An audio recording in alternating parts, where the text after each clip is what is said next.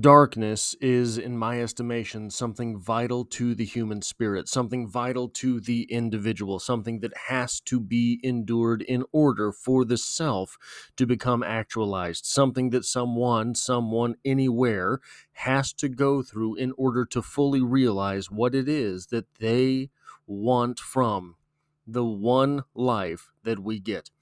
And in today's poem, we are going to explore that in a way that is in tune with something called dark academia. Welcome to Strip Cover Lit, where we squeeze the bigger picture out of literature. I'm Adrian Fort, and we are here for a poetry discussion which will appear in 3 different playlists here on the channel. Number 1 being the poetry discussion playlist, now over 800 videos strong. Number 2 being the Emily Dickinson playlist. This is not the first entry for this poem in that playlist or the poetry discussion playlist. This is my favorite poem, and the third playlist in which this video will appear is known as the Dark Academia playlist, a playlist of videos that explores dark academia and the themes that come along with that ascetic and aesthetic. The poem in question today is known as I Died for Beauty, and it reads as such. I died for beauty, but was scarce, adjusted in the tomb, when one who died for truth was lain in an adjoining room. He questioned softly why I failed. For beauty, I replied, and I, for truth. Themself are one, we brethren are, he said. And so, as kinsmen met a night, we talked between the rooms, until until the moss had reached our lips and covered up our names. One of the things that I have talked about in great depth in the Dark Academia series is the idea of darkness as not just elemental, not just as vital, but as a phase, something temporary. Now, I don't believe that this is something that has to be temporary once. I think that this is something that can be visited upon at need. And I think we do need it. I think that the metaphor of letting the dead wood burn like a forest fire is vital to this principle. Sometimes that might happen once for people. Sometimes it is a recurring theme.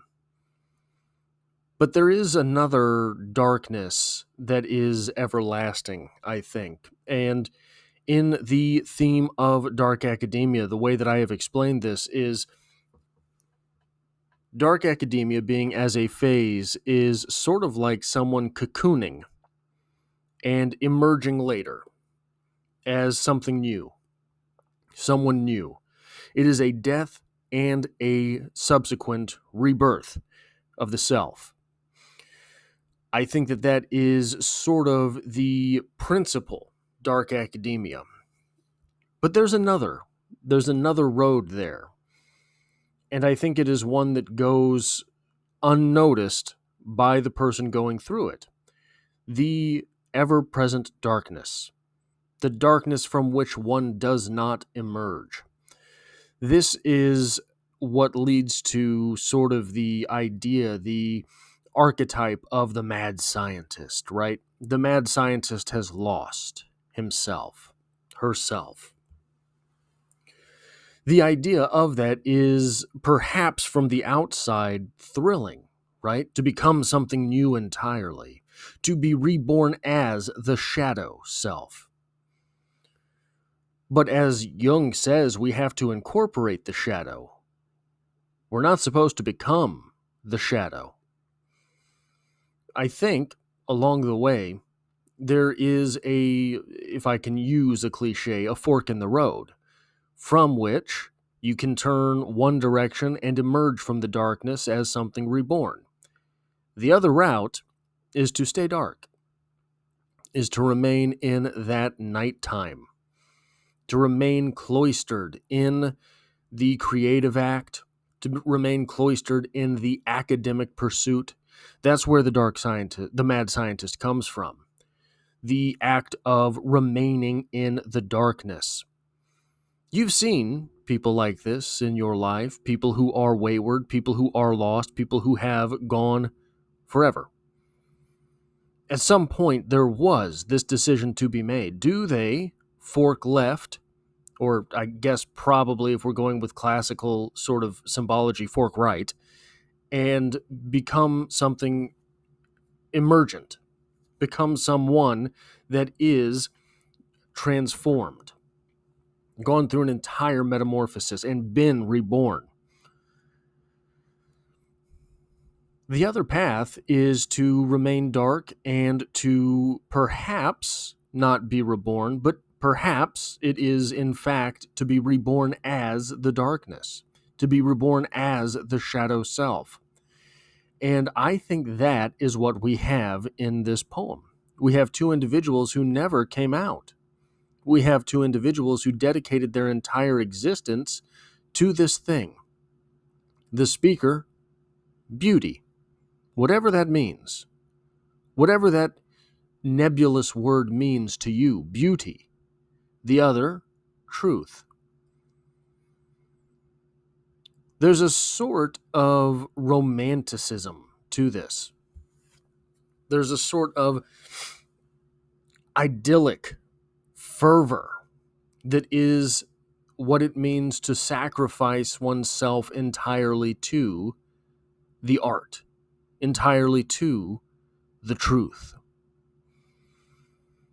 These may seem from the outside to be different things, truth and beauty. To the speaker, they become the same thing. To the subject of the poem, the one who was laying in the adjoining room, they've always been the same thing. What is there that is noble about that sacrifice? What is there that we look at and think martyrdom toward something, martyrdom for something, martyrdom in something is praiseworthy? What is it that we find there? I think it is simply the idea of living with purpose.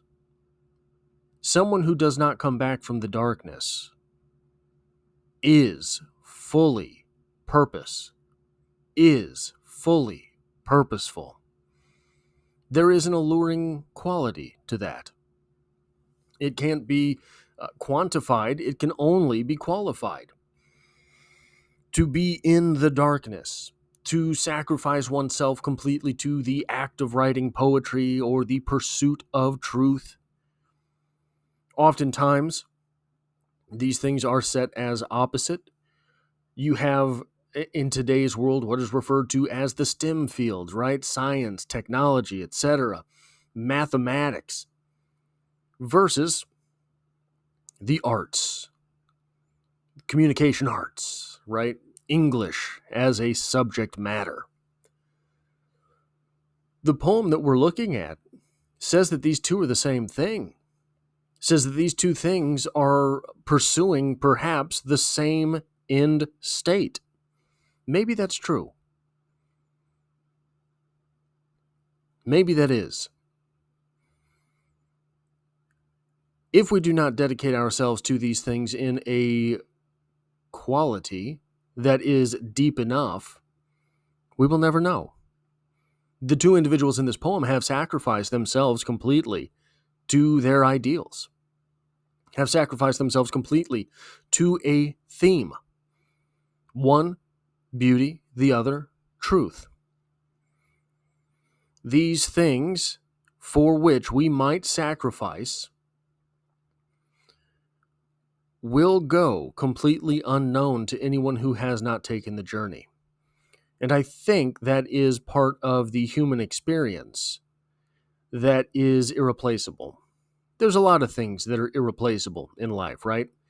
Having family is irreplaceable, starting family is irreplaceable, but so too is meaning. So too is purpose. Some people find their meaning and their purpose through family, through raising children, etc. Is that a choice to be made? Is that binary? You know, there are some people, the most extraordinary among us, that can do both. maybe that's just for the extraordinary. You often have tales of people who have lost themselves to a purpose. This story is very prevalent in the business world. For example, you have people who are business magnates and they find themselves estranged from their families. They have made that sacrifice. They have made that decision. We don't see it as often in the world of art, but maybe that's only because we don't hear about it. Maybe that's because there is some mechanism in the world of creation whereby if someone sacrifices themselves to the art, it becomes less probable that they do become family people, that they make that choice to have and raise children, etc. Whatever the case, the two individuals in this poem have made that sacrifice. And at the end of the poem, when the moss has covered their lips and they are fully realizing that their pursuits were the same, not only do they become anonymous when the moss also covers their names, they become something transcendent. They become something that does live forever in the truth and the beauty of what it is that they pursued.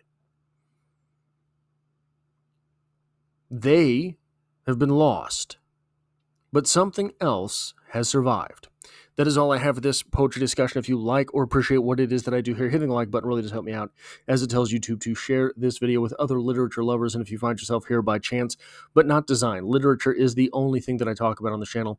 So consider hitting the subscribe button, stick around for more literature in the future. And as always, I hope to have you back for the next one.